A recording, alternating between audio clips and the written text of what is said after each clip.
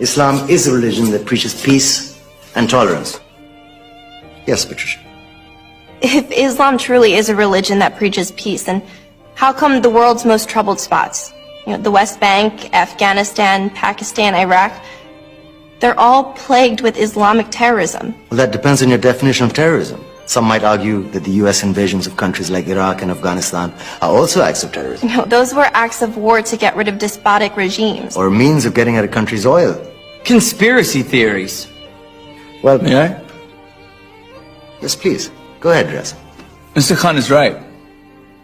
I mean, if we're talking about terrorists, the world's biggest terrorists are the white superpowers.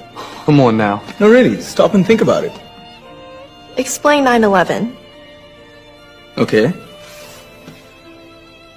Do you know how many people died in the Twin Towers strike? Around 3,000. And do you have any idea how many people died in the bombing of Afghanistan? Take a wild guess. More than 15,000 people died. And that's just conservative figures. About 50,000 tons of explosives were dropped on innocent civilians. Men, women, children. Yeah, but that was because of the Taliban. Now that you brought it up, did you know that the Taliban was a creation of the CIA? To fight the Russians. Whatever. They were still harboring terrorists. Yeah, right. Terrorists that were never found. Just like the weapons of mass destruction that were never found in Iraq. Do you want to get into the death toll in Iraq? 500,000 civilians and counting. And what do Britain and America say when they don't find these weapons? It's simple. They just say sorry.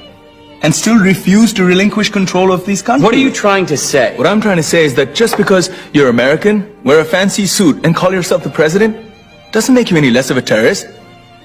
I'm saying that if you don't stop meddling in other people's countries, you will face a backlash. If Muslims like you feel that way, then why don't you get out of our country?